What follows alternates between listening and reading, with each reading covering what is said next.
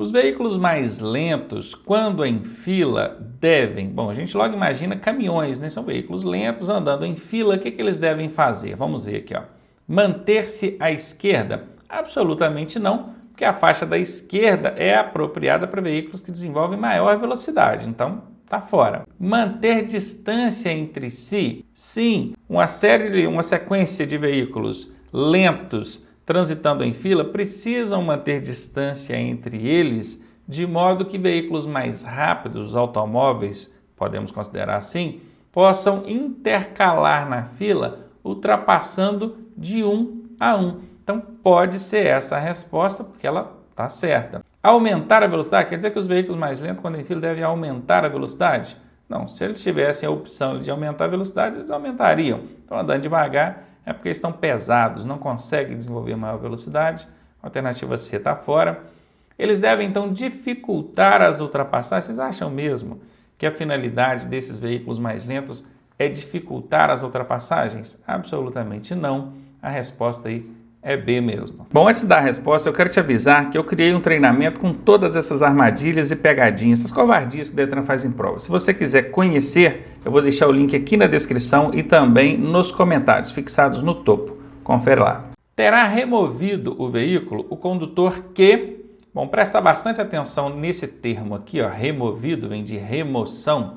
Lembrando que a apreensão de veículo já deixou de existir desde 2016. Então, nós temos hoje a retenção e a remoção. A retenção é manter o veículo no local onde está até que a irregularidade possa ser sanada, resolvida. Resolveu? Sanou a irregularidade? Libera o veículo. Não resolveu? Não conseguiu sanar a irregularidade? Aí chama o guincho e remove para o pátio.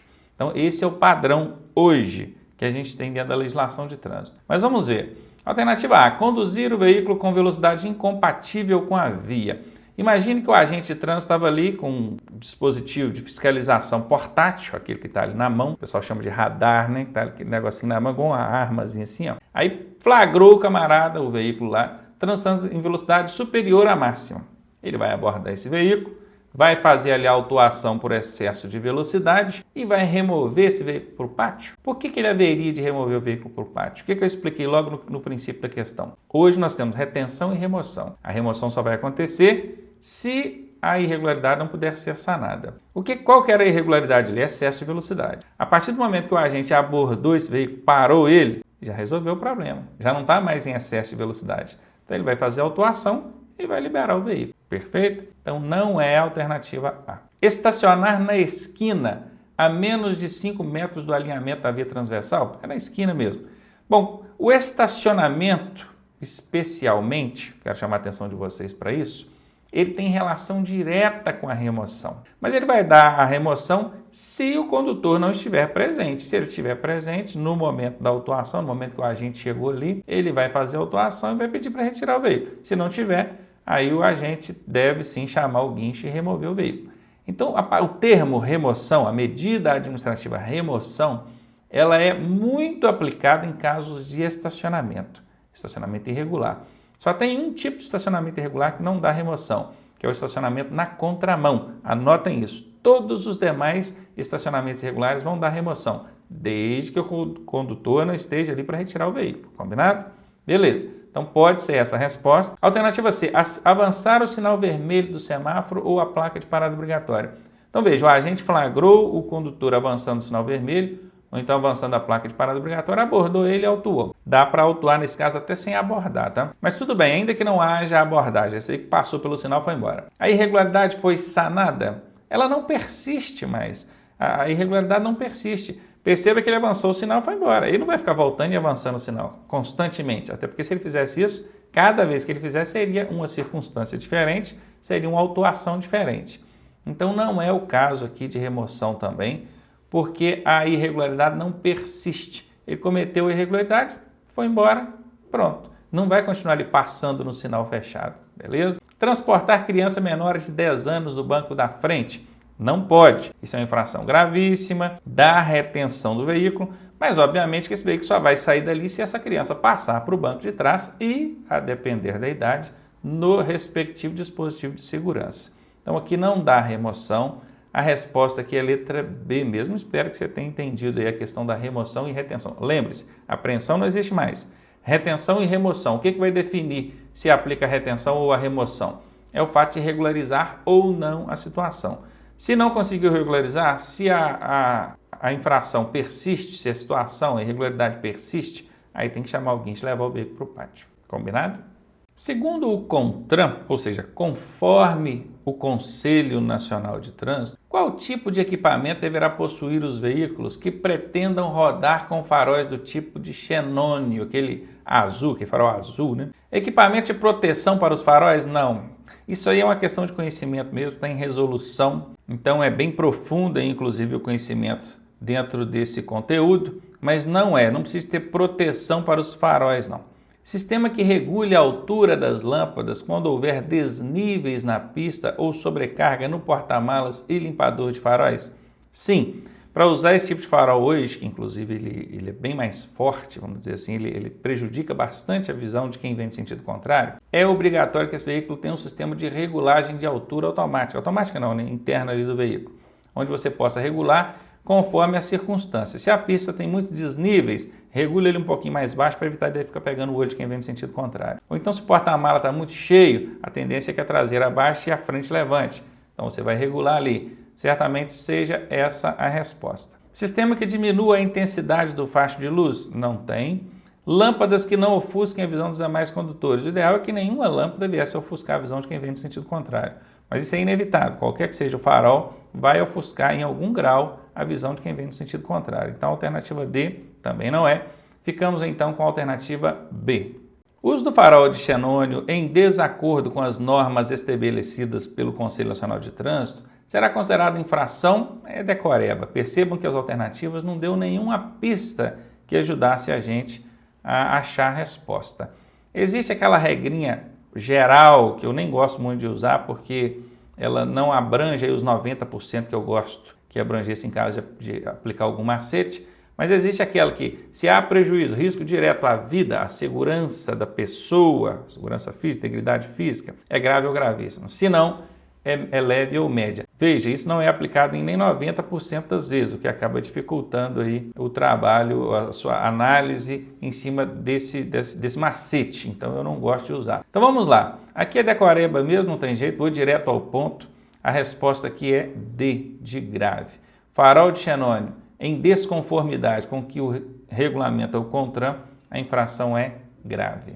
Sobre preferência, é falso afirmar. Preste atenção que está pedindo preferência, não é prioridade, não confundam isso não. E falso, muito cuidado, porque no desenrolar das alternativas e ao ler as alternativas, o aluno costuma esquecer que está pedindo a falsa e marcar a verdadeira. Vejamos então. Alternativa A. Em um cruzamento não sinalizado, a preferência é de quem está na rodovia. Olha, essa é a primeira regrinha, né? Dentre as três, é rodovia, rotatória e direita. Então, se tem rodovia, sim, a preferência é de quem está na rodovia. Essa é verdadeira, como a questão está pedindo a falsa, então está fora. Eu quero a falsa. Os veículos que se deslocam sobre trilhos têm preferência sobre os demais. Isso é verdadeiro. Trem, bonde, não para automóvel passar, não. No caso de rotatória, o que estiver circulando por ela terá preferência. Sim, essa é a segunda regrinha. Ela é verdadeira, como a questão está pedindo a falsa, também vou eliminar. Num cruzamento não sinalizado de avenida com rua, a preferência do veículo que circula pela avenida. Isso é falso. A única via que tem preferência sobre as demais é a rodovia. Então, falso, eu estou procurando a falsa. D é a resposta. O que fazer em caso de aquaplanagem? Acelerar o veículo para sair mais rápido da situação? Absolutamente não. A aquaplanagem, inclusive, aconteceu por pelo menos dois fatores: pista molhada e excesso de velocidade. Então, aumentar a velocidade aqui não é uma boa ideia. Alternativa A está fora. Diminuir a velocidade tirando o pé do acelerador? Boa, diminuir a velocidade é um bom passo aí. Não acionar os freios?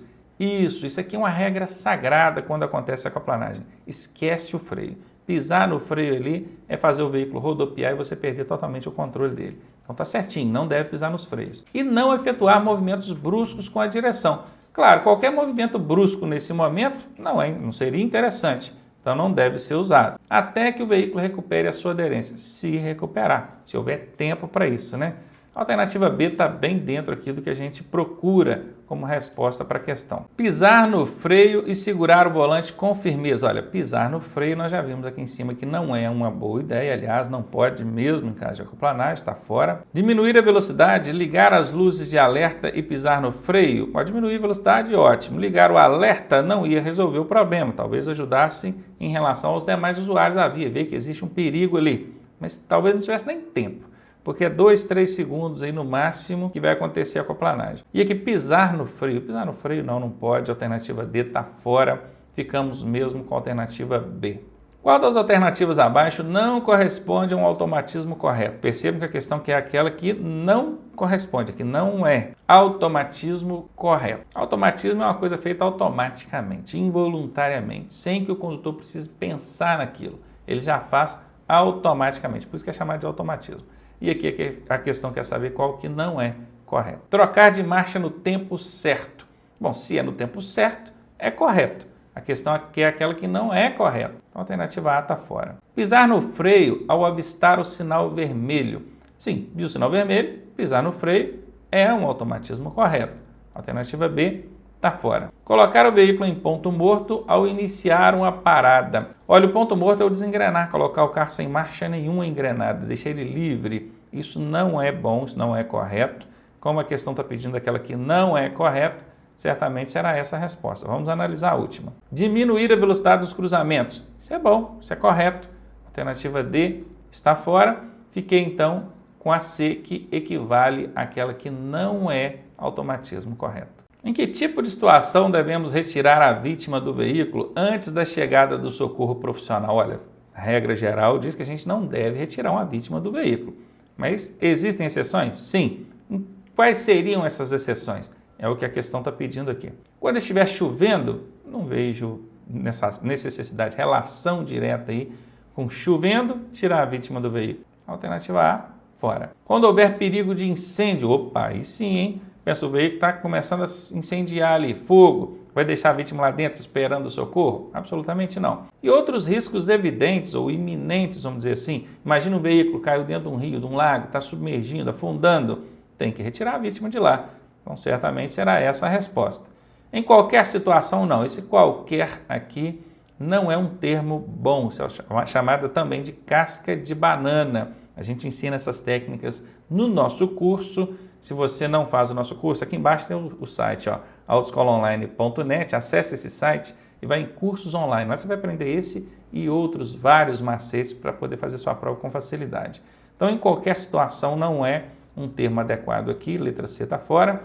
Quando o acidente acontecer à noite, também não vejo relação assim de aconteceu à noite, tem que tirar a vítima dentro do veículo. É igual o caso aqui, estava chovendo, tem que tirar a vítima do veículo? Não, por quê? O acidente foi à noite, tem que tirar a vítima do veículo? Também não vejo necessidade, a alternativa D está fora, ficamos aí com B de bola.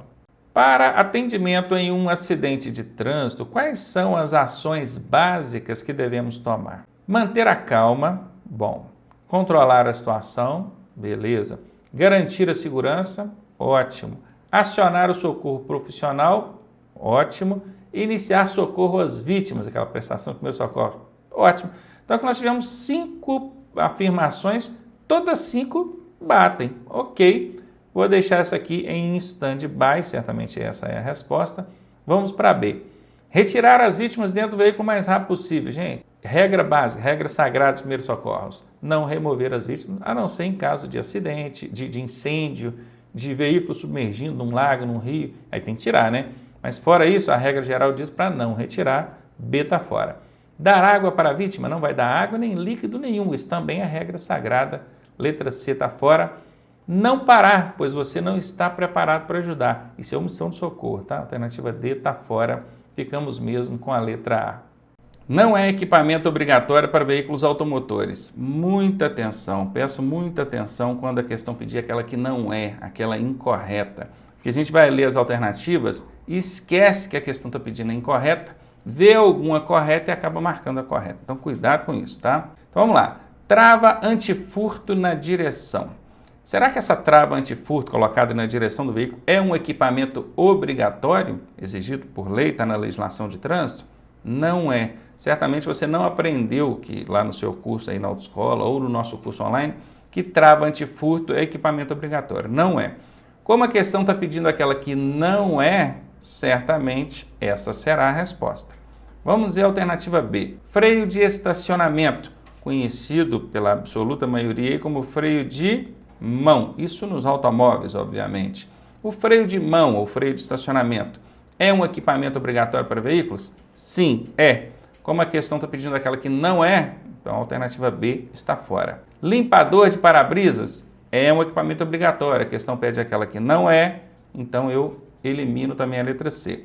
Luzes indicadoras de direção. Que equipamento é esse, hein? É o que a gente chama de seta. Perceberam? Aqui falou freio de estacionamento. Se falar só freio de estacionamento, muitos podem não entender. Mas falou freio de mão, pronto, matou na hora. Falou luz indicador de direção, muitos podem não entender. Mas falou seta. Então vamos começar a relacionar o nome popular, o termo popularizado que a gente conhece, ao nome técnico, porque na prova pode sim cobrar de forma técnica. Então a seta é um equipamento obrigatório no veículo? Claro que é. Como alternativa, a questão que é aquela que não é, eu elimino a alternativa D, ficamos mesmo com a alternativa A.